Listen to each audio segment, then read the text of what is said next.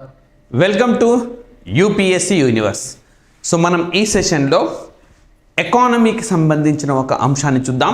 So ఎగ్జామినేషన్కి ఇది మనకు చాలా ముఖ్యమైనదిగా చెప్పుకోవచ్చు.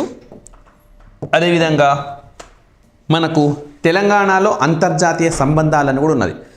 అందులో అయినా భాగం కావచ్చు, ఆర్థిక అంశాలైనా ఇది భాగం కావచ్చు. రెండింటిలోకి ఫిట్ అవ్వగలిగే అంశం ఇది. సో యాక్చువల్గా ఏంటంటే అమెరికా అండ్ ఆస్ట్రేలియా సో భారతదేశం పైన ప్రపంచ వాణిజ్య సంస్థలో ఫిర్యాదు చేసినాయి, వరల్డ్ ట్రేడ్ ఆర్గనైజేషన్లో ఫిర్యాదు చేసినాయి. సో ఏమని, భారతదేశము sugar cane subsidy, sugar cane అని అంటే మనకు చెరకు అని తెలిసిందే. ఈ షుగర్ కేన్ సబ్సిడీ అంటే చెరకుకు ఇస్తున్న రాయితీ పరిమితిని మించింది, WTO పరిమితిని మించింది.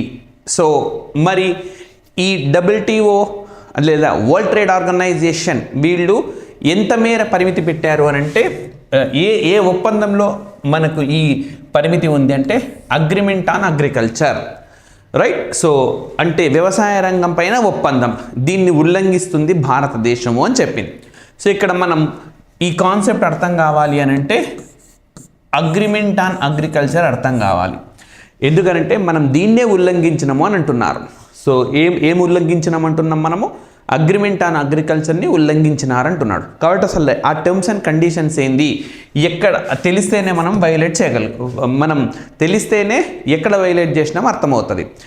మరి ఈ అగ్రిమెంట్ ఆన్ అగ్రికల్చర్లో మనం ఏ విషయంలో వైలేట్ చేసినాము అని అంటే చెరకు విషయంలో అని చెప్పినారు, sugar cane. Okay, sugar cane విషయంలో వైలేట్ చేసినామని అంటున్నారు. అసలు షుగర్ కేన్కు సంబంధించి మనం ఎలాంటి సబ్సిడీలు ఇచ్చినాము అన్నది తెలియాలి. ఈ రెండు తెలిస్తే కానీ ఆస్ట్రేలియా అమెరికాలో భారత్ పైన ఎందుకు ఫిర్యాదు చేసినాయి అన్నది మనకు తెలియదు. ఇక అన్నిటికంటే ముఖ్యంగా మూడవది WTO, world trade organisation, Geneva కేంద్రంగా పనిచేసే సంస్థ. ఇది 1 జనవరి 1995 ఎస్టాబ్లిష్ అయింది. మారకేష్ ఒప్పందం ప్రకారం ఏర్పాటైన సంస్థ ఇది. మారకేష్ ఒప్పందం కూడా ఈ ఏడాదితో 30 సంవత్సరాలు పూర్తి చేసుకుంది. సో ఇన్ని అంశాలను మనం ఇప్పుడు డిస్కస్ చేయబోతున్నాం. షుగర్ కేన్కు మనం ఏం సబ్సిడీ ఇస్తున్నాం, అగ్రిమెంట్ ఆన్ అగ్రికల్చర్ అంటే ఏంటి అని చెప్పి డిస్కస్ చేస్తున్నాం. WTO అంటే మామూలు అంశం కాబట్టి డిస్కస్ చేయట్లేదు. సో దానికి మనము క్వశ్చన్స్ రూపంలోనే వెళ్దాం. So first of all choose the correct answer అన్నాడు. షుగర్ కేన్కు సంబంధించి మాట్లాడుతున్నాను నేను. Sugar cane is part of MSP. So MSP అంటే మినిమం సపోర్ట్ ప్రైస్, కనీస మద్దతు ధర, కనీస మద్దతు ధర. ఓకే, కనీస మద్దతు ధర. Next FRP is declared to sugar cane. FRP అని అంటే fair and remunerative price, fair and renumerative price, దీన్ని షుగర్ కేన్కు ఇస్తారు అని అంటున్నారు, right. So next MSP is decided on recommendation of CACP. CACP అంటే commission of agriculture cost and price. So వ్యవసాయ ధరల కమిషన్గా చెప్పుకోవచ్చు, వ్యవసాయ ధరల కమిషన్. వాళ్ళు చెప్పిన ప్రకారం MSP నిర్ణయిస్తారు అని అంటున్నాడు.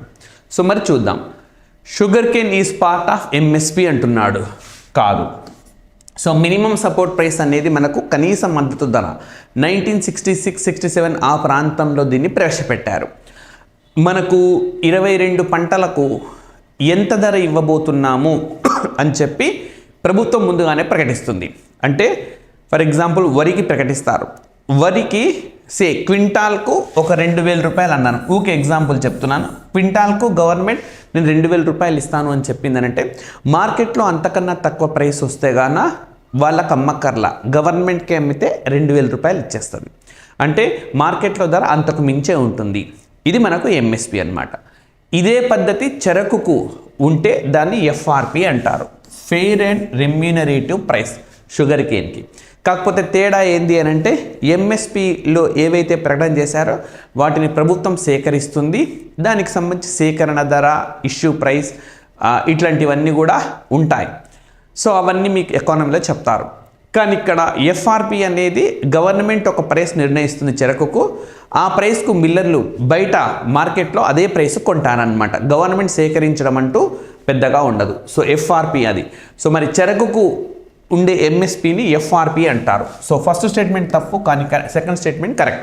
మరి MSPని ఎవరి రికమెండేషన్ ప్రకారం నిర్ణయిస్తారు? ఈ 2000 అని చెప్పిన కదా నేను ఎగ్జాంపుల్గా. ఈ ధర ఎవరు చెప్తారంటే సిఏసిపి రికమెండ్ చేసిన తర్వాత cabinet committee on economic affairs, ఆర్థిక వ్యవహారాల క్యాబినెట్ కమిటీ నిర్ణయం తీసుకుంటుంది అల్టిమేట్గా, రైట్. అండ్ సిఏసిపి రికమెండ్ చేస్తుంది. ఎఫ్ఆర్బికి ఎవరు రికమెండ్ చేస్తారంటే దానికి కూడా సిఏసిపినే రికమెండ్ చేస్తుంది. ఏ విధంగా రికమెండ్ చేస్తుంది అంటే ఖర్చు ఎంత అయింది రైతుకి, విత్తనాల ఖర్చు కాదు, ఎరువుల ఖర్చు కావచ్చు, అదేవిధంగా కరెంటు, ఇలా వాళ్ళ పెట్టుబడి ఎంత అయింది ఆధారంగా వారికి ఒక రీజనబుల్ ప్రైస్ వచ్చేలా. ఇంకా చెప్పాలంటే ఎంఎస్ స్వామినాథన్ నివేదిక ప్రకారం, కమిషన్ సూచన ప్రకారం 1.5 times ఉండాలి అని చెప్తారు. సో వాళ్ళు ఆ విధంగా నిర్ణయిస్తారనమాట. సో మరి ఇక్కడ బీసీలు సరి అయినవి కాబట్టి only B and C are true అన్నమాట. సో ఇప్పుడు మీకు చెరకుకు సంబంధించి ఏం ధర ప్రకటిస్తారు? FRP, fair and remunerative price. ఇతర పంటలకు ఎంఎస్పి. అదైనా ఇదైనా ఎవరు రికమెండ్ చేస్తారంటే సిఏసిపి రికమెండ్ చేస్తారు. ఆ విధంగా ఇది వస్తుంది, రైట్. సో ఇప్పుడు మనం 3 తెలుసుకోవాలనుకున్నాం. చెరకుకు ఏ విధంగా ధరలు ఇస్తాం, సో అది ఒకటి తెలిసింది. రెండవది next choose the correct answer అన్నాడు. Sugar prices comes under state list అంటున్నాడు. Next in 2009 fair and remunerative prices were introduced అన్నాడు, రైట్. సో ఇక్కడ చూడండి స్టేట్మెంట్ 1 తప్పు. ఇప్పుడు మన పైన ఆస్ట్రేలియా, అమెరికాలు ఫిర్యాదు చేసినాయి కాబట్టి ఈ కోణంలో క్వశ్చన్ ఉంటుంది. అది ఏ జాబితాలో ఉందని. సో మనకు ఈ షుగర్ ప్రైసెస్ అనేవి ఉమ్మడి జాబితాలో ఉంటాయి. సో ఏ జాబితా? ఉమ్మడి జాబితా, కాన్కరెంట్ లిస్ట్లో ఉంటాయి. 7వ షెడ్యూల్లో ఉమ్మడి జాబితాలో ఉంటుంది. వార్తల్లో ఉన్నప్పుడే మనకు అడుగుతారు, వార్తల్లో ఉన్నవి ఏ జాబితాలో ఉన్నాయో తెలుసుకోవాలన్నమాట. ఒక కాంపిటేటివ్ ఎగ్జామినేషన్స్కి ప్రిపేర్ అవుతున్న ఆస్పిరెంట్స్కి ఇల్లు తప్పనిసరి. వాటర్ అనేది ఇటీవలి కాలంలో బాగా వార్తల్లో ఉంది. ఏ లిస్ట్లో ఉంది అని అంటే రాష్ట్ర జాబితాలో ఉంది. సో షుగర్ ప్రైసెస్కు సంబంధించిన అంశాలు మనకు కాన్కరెంట్ లిస్ట్లో ఉన్నాయి. నెక్స్ట్ మనకి ఫెయిర్ అండ్ రెమ్యూనరేటివ్ ప్రైసెస్ని పూర్తి స్థాయిలో 2009లోనే ప్రవేశపెట్టిన మాట వాస్తవం. కాబట్టి only B is true, only B is true, right. So ఇది మనకు అంశం. నెక్స్ట్ అంశానికి వెళ్తే మనం రైట్ ఇక్కడ చూడండి. ఫస్ట్ ఆఫ్ ఆల్ మనకు షుగర్ కేన్ దీనికి సంబంధించిన ఎఫ్ఆర్పి అంటే ఏంటో తెలుసుకున్నాం, ఎప్పుడు వచ్చిందో తెలుసుకున్నాం, ఎవరి రికమెండేషన్ ప్రకారం నిర్ణయిస్తారో తెలుసుకున్నాము, అండ్ అదేవిధంగా ఇది ఏ జాబితాలో ఉంది తెలుసుకున్నాం. 4 పాయింట్స్ మీకు వచ్చేసినాయి. ఎఫ్ఆర్పి అంటే చెరకుకు ఇచ్చే కనీస మద్దతు ధర లాంటిది. 2009లో ప్రవేశపెట్టారు. సిఏసిపి రికమెండేషన్ ప్రకారం దీన్ని నిర్ణయిస్తారు. ఇది కన్కరెంట్ లిస్ట్లో ఉంది. సో బయట మార్కెట్లో ఈ ఎఫ్ఆర్పి ధర ప్రకారమే కొంటారనమాట కొనేవాళ్ళు. అంతకన్నా తక్కువ కొంటే అది చట్టరీత్యా నేరం అన్నమాట. సో ఇది తెలిసింది. మరి షుగర్ కేనుకు సంబంధించి మనం ఈ సిఏసిపి ప్రకారం మనం వాళ్లకు రాయితీలు ఇస్తామన్నమాట, రైట్. అంటే నీకు 100 రూపాయలు అయిందనుకో ఖర్చు, 100 రూపాయలు ఖర్చు అయితే నేను నీకు 70 రూపాయలు ఇస్తా, అంటే నీ కాస్ట్ 30 రూపాయలు అయింది. ఇది సబ్సిడీ ఇస్తున్నాం. ఈ సబ్సిడీనే వయోలేట్ అయింది, ఎక్కువ సబ్సిడీ ఇస్తున్నారు అని ఫిర్యాదు. ఎవరి ఫిర్యాదు? అమెరికా, ఆస్ట్రేలియా ఫిర్యాదు. So agreement on agriculture. So ఈ నిబంధనను ఇక్కడ ఎంత సబ్సిడీ ఇవ్వాలి ఇక్కడ రాస్తుంది. దీన్ని ఇండియా వయోలేట్ చేసింది అన్నాడు. అసలు ఏం రాస్తుంది? సో ఇది తెలుసుకోవాలి. ఇది కేవలం మనకు చెరకుకు సంబంధించే కాకుండా వ్యవసాయ రంగానికి సంబంధించి చాలా సందర్భాల్లో వార్తల్లో వస్తూ ఉంటుంది. అందుకే దీనిపైన ఆస్పిరెంట్స్ పూర్తి అవగాహన కలిగి ఉండాలి. సో మరి చూడండి, ఏఓఏ అగ్రిమెంట్ ఆన్ అగ్రికల్చర్ అనేది ఒక ఇంటర్నేషనల్ ట్రీటీ, ఒక అంతర్జాతీయ ఒప్పందం. మరి ఎవరు తీసుకొచ్చినారంటే ప్రపంచ వాణిజ్య సంస్థ. 1 జనవరి 1995 నాడు మరకేష్ ఒప్పందం ద్వారా ఏర్పాటైన ఈ సంస్థ. సో ఇది Uruguay round of general agreement and tariffs and ట్రేడ్లో భాగంగా దీన్ని తీసుకొని వచ్చింది. వ్యవసాయ రంగానికి ఎంత సబ్సిడీ, ఏ ఉత్పత్తికి ఎంత సబ్సిడీ ఇవ్వాలి అని ఏం చేశారంటే 3 కలర్స్ సెలెక్ట్ చేశారు. Okay, amber box, blue box, green box, right. మరి ఈ బాక్సులో ఎంత మేర సబ్సిడీ ఇవ్వాలి, ఏ ప్రొడక్ట్స్ అనే అంశాలు ఉంటాయి. అవి కూడా ఒక్కొక్కటి డీటెయిల్గా చూద్దాం మనం. అయితే మనకి ఇక్కడ ఏమడుగుతాడు అని అంటే ఇప్పుడు వైలేట్ అయినది ఏ బాక్స్కు సంబంధించింది అట్లా కూడా అడగవచ్చు. ఎందుకంటే ఈ మధ్యకాలంలో మనకు తెలంగాణలో, ఆంధ్రప్రదేశ్లో గ్రూప్ 1, గ్రూప్ 2లో ఎగ్జామినేషన్స్ డెప్త్ పెరిగింది. సో కాబట్టి ఈ స్థాయిలోనే ప్రిపేర్ కావాల్సి ఉంటుంది ఆస్పిరెంట్స్ అందరు. సో చూడండి, ఎంబర్ బాక్స్. ఎంబర్ అంటే ఇదే కలర్లో ఉంటుంది. ఇది మనకు WTO వాళ్ళు వెబ్సైట్లోనే ఉన్నది, అక్కడి నుంచే మీరు అక్కడ కూడా చూడవచ్చు. సో ఏమంటున్నాడు, include subsidies that distort international trade by making the products of the country cheaper as compare to similar products from other countries in the global market. So ఏం లేదు, అంతర్జాతీయ వ్యాపారాన్ని ఇది ఇబ్బంది కలిగిస్తుంది, డిస్టర్బ్ చేస్తుంది. ఎందుకు? ఎక్కువ సబ్సిడీస్ ఇవ్వడం వల్ల మరి స్వదేశంలో ఆ వస్తువు బాగా చీప్ అయిపోతుంది, దీంతో అంతర్జాతీయ వ్యాపారం దెబ్బతింటుంది. సింపుల్గా అర్థం చేసుకోండి, ఒక వస్తువు తయారు చేయడానికి మనకు 100 రూపాయలు ఖర్చు అయింది, అమెరికాలో కూడా 100 రూపాయలు ఖర్చు అయింది అనుకుందాం. సో ఇప్పుడు మనకు ఈ వస్తువు తయారు చేయడానికి 100 రూపాయలు ఖర్చు అయింది. మన గవర్నమెంట్ ఏం చేస్తుంది, నేను 70 రూపాయలు సబ్సిడీ ఇస్తాను నీకు అని అంటుంది. అంటే వీనికి కాస్ట్ ప్రైస్ 30 రూపాయలే అయింది. ఇక్కడ అమెరికాలో గవర్నమెంట్ నువ్వు 100 రూపాయలు తయారు చేసినా నీకు 10 రూపీస్ సబ్సిడీ ఇస్తా అంటుంది. అంటే వీనికి ఇక్కడ కాస్ట్ ప్రైస్ 90 రూపాయలు అయింది. ఇప్పుడు వీడికి లాభం రావాలంటే 90 రూపాయలు ఖర్చు అయింది కాబట్టి ఖచ్చితంగా ఈ 110 రూపాయలకు అమ్మాలి. ఇదే వస్తువు మనం 50 రూపాయలకు అమ్ముతున్నాం. ఎవరిది కొంటాడు? మనదే కొంటాడు వాడు, తక్కువ ప్రైస్ కదా మనది. ఇప్పుడు వీనికి వ్యాపారం అనేది కోల్పోయినాడు, రైట్? అంటే సబ్సిడీ మనం ఎక్కువ ఇవ్వడం వల్ల వీని వ్యాపారం దెబ్బతింది. ఈ విధంగా అంతర్జాతీయ స్థాయిలో వస్తువులను రైట్ ఇబ్బంది పెడతా ఉన్నాం, డిస్టార్ట్ చేస్తున్నాం, అంతర్జాతీయ మార్కెట్ డిస్టార్ట్ చేస్తున్నాం. సో ఇది ఇట్లా డిస్టార్ట్ చేయకూడదు అని చెప్పే బాక్సే అంబర్ బాక్స్. అంటే ఒక పరిమితికి మించి నువ్వు సబ్సిడీ ఇవ్వద్దు, కొంచెం ఇవ్వు, కానీ పరిమితికి మించి సబ్సిడీ ఇవ్వవద్దు అని చెప్పేది అంబర్ బాక్స్. ఎంత అంటున్నాడు? 5% of the total agriculture production for developed countries, అంటే బాగా అభివృద్ధి చెందిన దేశాలు, అమెరికా లాంటి దేశాలు 5%కి మించి ఇవ్వద్దు. అండ్ డెవలపింగ్ కంట్రీస్ మనలాంటి దేశాలు 10%కు మించి ఇవ్వద్దు. అంటే మనకు ఇది 100 రూపాయలు ఖర్చు అయింది అని అంటే ఇది యూఎస్ఏ, ఇది ఇండియా. సో ఇండియా ఎంత ఇవ్వాలి? 10 రూపాయలు ఇవ్వాలి. అంటే కాస్ట్ ప్రైస్ అనేది 90 రూపాయలు మాత్రమే, 90 రూపాయలకు మించి అమ్ముకుంటాడు. ఇక్కడ అమెరికా ఎంత ఇవ్వచ్చు? 5 రూపాయలు సబ్సిడీ ఇవ్వచ్చు. అంటే వీనికి కాస్ట్ ప్రైస్ 95 రూపాయలు, 90 పెద్ద వేరియేషన్ లేదు. సో ఇప్పుడు ఈ రెండు వస్తువులు మార్కెట్లో పోటీ పడతాయి, ఎవరికి ఏది కావాలంటే అది కొనుక్కుంటాడు. సో ఇది చెప్తున్నాడు అంబర్ బాక్స్. సో ఇప్పుడు మన దేశము ఈ అంబర్ బాక్స్నే ఇబ్బంది పెట్టింది అన్నది ఇక్కడ ఆరోపణ అన్నమాట. చూడండి, they are said to distort trade since they encourage excessive production. ఇప్పుడు మనకు 10 రూపాయల కంటే ఎక్కువ సబ్సిడీ ఇచ్చినామనుకో, చాలామంది సబ్సిడీ బాగా వస్తుంది కానీ చాలా ఎక్కువగా వస్తువులు ప్రొడ్యూస్ చేస్తాడు. ఆల్రెడీ సబ్సిడీ ఎక్కువ ఉంది, ఎక్కువ వస్తాయి మార్కెట్లోకి, ఎక్కువ మార్కెట్లోకి వచ్చినప్పుడు వాడి ప్రొడక్షన్ మొత్తం దెబ్బతినిపోతుంది అనమాట. సో మరి input subsidies subsidy and fertiliser అంటే ఎరువుల పైన కానీ, విత్తనాల పైన కానీ, విద్యుత్ పైన కానీ, ఇరిగేషన్ పైన కానీ కనీస మద్దతు ధర ఇలా ఏ రూపంలో ఇచ్చినా ఇది వైలేట్ అవుతుంది. మన దేశంలో చూడండి, ప్రతి అంశంలో మనం ఇస్తూనే ఉన్నాం, ప్రతి అంశంలో ఇండియా సబ్సిడీ ఇస్తుంది, రైట్? సో ఇది అంబర్ బాక్స్. ఇప్పుడున్న మనం అగ్రిమెంట్ ఆన్ అగ్రికల్చర్లో అంబర్ బాక్స్ని డిస్టర్బ్ చేసినామన్నది ఆరోపణ అనమాట, రైట్? నెక్స్ట్ రెండోది blue box. Amber box, blue box, green box ఉంటాయి. బ్లూ బాక్స్ ఏమంటుంది? Amber box subsidies that tend to limit production are classified under the blue box. అంటే అంబర్ బాక్స్లో ఏవైతే సబ్సిడీలు ఉన్నాయో ఆ సబ్సిడీల వస్తువుల ఉత్పత్తిని పరిమితం చేస్తారు, రైట్? అంటే ఏంది? ఫర్ ఎగ్జాంపుల్, వరికి నేను 100 రూపాయలు నేను ఇస్తాను, కానీ వరి నువ్వు 10 కిలోల మించి ప్రొడక్షన్ చేయకూడదు, 10 కిలోలే ప్రొడ్యూస్ చేయాలి, అంతకు మించితే నేను రాయితీ ఇవ్వను. లేదా పాడి పరిశ్రమ ఉంటే నీ దగ్గర ఇన్ని జంతువులు మాత్రమే ఉండాలి, ఇంత పాడి మాత్రమే నేను తీసుకుంటా, అంతకు మించిన పాలు నేను తీసుకోను అని చెప్పడం అన్నమాట. సో బ్లూ బాక్స్ అనేది మనకు లిమిట్ ప్రొడక్షన్, ఉత్పత్తికి పై పరిమితులు విధిస్తుంది. అయితే ఇది ఎక్కువగా ఈ టైప్ ఆఫ్ సబ్సిడీ మనకు నార్వే, స్లోవేనియా, ఐస్లాండ్ లాంటి దేశాలు మాత్రమే అవి పాటిస్తున్నాయి. సో బ్లూ బాక్స్కు సంబంధించింది. ఇప్పుడు మన వైలేషన్ అంతా ఎంబర్ బాక్స్ పైన ఉంది కాబట్టి ఎంబర్ బాక్స్ని బాగా గుర్తుపెట్టుకోండి.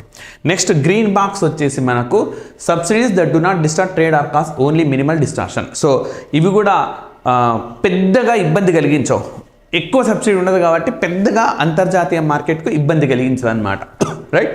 Usually these subsidies are not specific for products, అంటే ఉత్పత్తుల పైన ఇది చేయదు.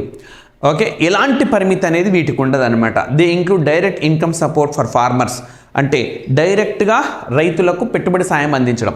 ఇప్పుడు అడుగుతారు, మన తెలుగు రాష్ట్రాల్లో ఈ పథకం అమలవుతుంది, ఇది ఏ బాక్స్ కిందికి వస్తుంది అంటే గ్రీన్ బాక్స్ కిందికి వస్తుంది. They include direct income support for farmers that are decoupled from current production levels or prices. ప్రైసెస్తో వాటితో సంబంధం లేకుండా పెట్టుబడి సాయం అందిస్తుంది అనమాట. సో అట్లాంటిది. అదేవిధంగా రీసెర్చ్ ఫండింగ్, కన్జర్వేషన్ అంటే రైట్, ఇక్కడ మనకు పరిమితి ఉండదు. నువ్వు వ్యవసాయ రంగాన్ని అభివృద్ధి చేయడం కోసం ఎంతైనా రీసెర్చ్కు వెచ్చించవచ్చు. అదేవిధంగా పర్యావరణ పరిరక్షణ కోసం ఎంతైనా వెచ్చించవచ్చు. సో అలాంటివన్నీ కూడా ఈ గ్రీన్ బాక్స్ కిందకి వస్తాయి. సో గ్రీన్ బాక్స్కు రీజనబుల్గా మంచివన్నమాట. సో ఈ విధంగా amber box, blue box, green box అన్ని 3 ఉంటాయి మనకు. రైట్, మరి మనం అన్నీ తెలుసుకున్నాం. చెరుకు రసానికి ఏంటి ప్రాబ్లం, చెరుకు రసం అంటే చెరకుకి ఏంటి ప్రాబ్లం తెలుసుకున్నాం. అగ్రిమెంట్ ఆఫ్ అగ్రికల్చర్ తెలుసుకున్నాం. అసలు యుఎస్ ఆస్ట్రేలియా రిపోర్ట్ ఏమంటుంది. It argued that all the 4 years అంటే 2018 నుంచి 2022 4 ఫైనాన్షియల్ ఇయర్స్లో మనము సబ్సిడీస్ క్రాస్డ్ 90%. ఓకే, మనం మామూలుగా ఎంత, మనం డెవలపింగ్ కంట్రీ కాబట్టి 10% మించి పోకూడదు. కానీ మనం ఎంత ఇచ్చినాము, 90% ఇచ్చినాం. అంటే ఏ బాక్స్ను వైలేట్ చేసినామంటుంది, అంబర్ బాక్స్ని వైలేట్ చేసినామని చెప్పి కంప్లైంట్ చేసినాయి. అయితే మరి ఇండియా ఏమంటుంది, however calculating subsidy agreement measurement levels, the report referred to the methodology recommended by WTO panel that had ruled against the Indian sugar subsidies 2020. So ఇది ఈజీగా అర్థమయ్యేది చెప్తాను. 2021లో వరల్డ్ ట్రేడ్ ఆర్గనైజేషన్ భారతదేశంలో ఈ చెరకు ధరపై ఈ ఫిర్యాదు పైన, అప్పట్లో వచ్చిన ఫిర్యాదుల పైన స్టడీ చేసింది. స్టడీ చేసి ఇది కూడా చెప్పింది, ఇది అవును ఇక్కడ మనకు రైట్ వయోలేట్ అవుతా ఉంది అని చెప్పింది. రైట్, వయోలేట్ అవుతుందని చెప్పింది. మరి ఇండియాకి విషయం తెలియదా, మరి ఇండియా ఎక్స్ప్లెనేషన్ ఇవ్వాలి కదా. ఏమి చెప్తుంది ఇండియా అని అంటే, India FRP is an administered price that effectively acts as a floor price for sugar mills to pay farmers for sugar cane. So FRP అనేది గవర్నమెంట్ నిర్ణయిస్తుంది, కానీ చెల్లించేది ఎవరు, మిల్లర్స్ చెల్లిస్తారు, అంటే ప్రైవేట్ వాళ్ళే తీసుకుంటారు. In edition farmers are paid premiums for increased production efficiency. అయితే రైతులకు ఎక్కువ అంటే క్వాలిటీ పెరిగితే ఎక్కువ డబ్బులు ఇస్తారు. And farmers in some states are eligible for additional payments by sugar mills under specific state level support known as state advisor price. So ఇక్కడ ఏమని అంటున్నాడు, మీకు స్టార్టింగ్లో చెప్పిన షుగర్ కేన్ ఏ జాబితాలో ఉన్నది, కన్కరెంట్ అంటే కేంద్ర ప్రభుత్వం రాష్ట్ర ప్రభుత్వం రెండు దానిపైన సంబంధించిన చట్టాలు చేయొచ్చు, దానికి సంబంధించి పథకాలు ప్రారంభించుకోవచ్చు. కేంద్రం FRP ఇస్తే కొన్ని రాష్ట్రాలు రాష్ట్ర స్థాయిలో స్టేట్ లెవెల్ సపోర్ట్ ప్రైస్లు ఇస్తున్నాయి. Right, in it's appeal. So ఇది జరుగుతుంది మా దగ్గర, కాబట్టి మీకు అట్లా కనిపిస్తుంది సబ్సిడీ ఇస్తున్నట్టు, కానీ మేము అట్లా ఏమి ఇవ్వట్లేదు అని అంటుంది. In it's appeal against the WTO panel report of 21, India argued that panel had erred in finding. So panel అనేది 2021 WTO panel అనేది ఒక తప్పు చేసింది. ఏందా తప్పు, countries FRP and SAP considered marketing price support under AOA, agreement on agriculture కింద ఇది మేము చేస్తున్న సాయంగా అనుకుంటుంది. యాక్చువల్గా గవర్నమెంట్ ఎక్కడ ఇవ్వట్లేదు, ప్రైవేట్ వాళ్ళు ఇస్తున్నారు. రైట్, అంటే మార్కెట్ ధరనే అట్లా ఉన్నది. మార్కెట్ వాళ్ళు మేము నిర్ణయిస్తున్నా, గవర్నమెంట్ చెల్లించట్లేదు. గవర్నమెంట్ చెల్లిస్తే కదా సబ్సిడీ, కానీ వాడు ప్రైవేట్ వాడు ఇస్తున్నాడు కదా. కాబట్టి ఇక్కడ పొరపాటు పడింది పానెల్ అని అంటుంది. మరి ఇది ఎవరు డిసైడ్ చేస్తారు అల్టిమేట్గా అంటే WTOని డిసైడ్ చేస్తుంది. సో ఇది మన పైన వచ్చిన ఆరోపణలు అన్నమాట. మరి ఇక్కడ క్వశ్చన్ చూడండి, చూస్ ద కరెక్ట్ ఆన్సర్ అన్నాడు. On additional duties of smart phones A complaint raised against India in WTO. అంటే స్మార్ట్ ఫోన్ల పైన అదనపు డ్యూటీలు భారత్ విధించింది, దీనిపైన ఫిర్యాదు ఉంది అన్నారు. ఎస్, ఇది వాస్తవం, భారత్ పైన ఈ ఫిర్యాదు ఇప్పుడు ఉన్నది. Next, India lodged complaint on CBM of European యూనియన్కి సంబంధించిన CBM పైన ఇండియా ఫిర్యాదు చేసింది అన్నాడు. ఎస్, ఫిర్యాదు చేసింది. సో రెండు తెలుసుకుందాం. మనకు స్మార్ట్ ఫోన్ల పైన భారతదేశం అదనపు డ్యూటీ విధించింది, ఇది అగ్రిమెంట్కు విరుద్ధము అని చెప్పి Taiwan, European union, Japan, south Korea ఫిర్యాదు చేసినాయి.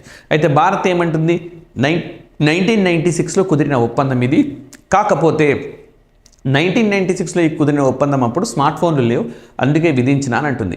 భారత్కు వ్యతిరేకంగా జడ్జిమెంట్ వచ్చింది, బట్ రీఅప్పీల్ చేసింది. నెక్స్ట్, యూరోపియన్ యూనియన్ ఏం చేసిందంటే కార్బన్ బార్డర్ అడ్జస్ట్మెంట్ మెకానిజం అని తెచ్చింది. అంటే ఏం లేదు, ఒక వస్తువు తయారవుతున్నప్పుడు ఆ వస్తువు తయారీలో పర్యావరణం ఎక్కువగా డిస్ట్రాయ్ అయితే అది వచ్చేటప్పుడు అది యూరోపియన్ యూనియన్ ప్రవేశించినప్పుడు అదనపు డ్యూటీ విధిస్తాము అని చెప్పింది.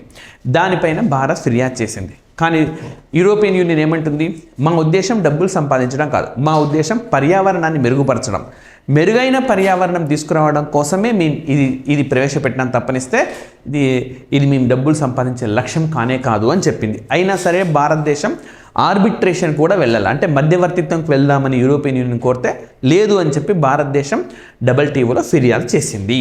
సో కాబట్టి ఇక్కడ 2 అంశాలు కూడా కరెక్ట్ అన్నమాట. Both are true, right? So ఇది మనకు ఈరోజు వరల్డ్ ట్రేడ్ ఆర్గనైజేషన్కు సంబంధించిన ఎకానమీ ఇష్యూ. ఇంటర్నేషనల్ రిలేషన్స్లో భాగంగా చూడొచ్చు, అదేవిధంగా ప్యూర్గా ఎకానమీ అనమాట. సో ఆంధ్రప్రదేశ్లో మనకు గ్రూప్ 2లో ఎకానమీ ఉన్నది, కరెంట్ ఎకానమీ తెలుసుకోవాలి. ఎట్ ద సేమ్ టైం అంతర్జాతీయ సంబంధాల్లో భాగంగా తెలంగాణ స్టూడెంట్స్ కూడా తెలుసుకోవాలి, రైట్? సో ఇది issue. Thank you very much.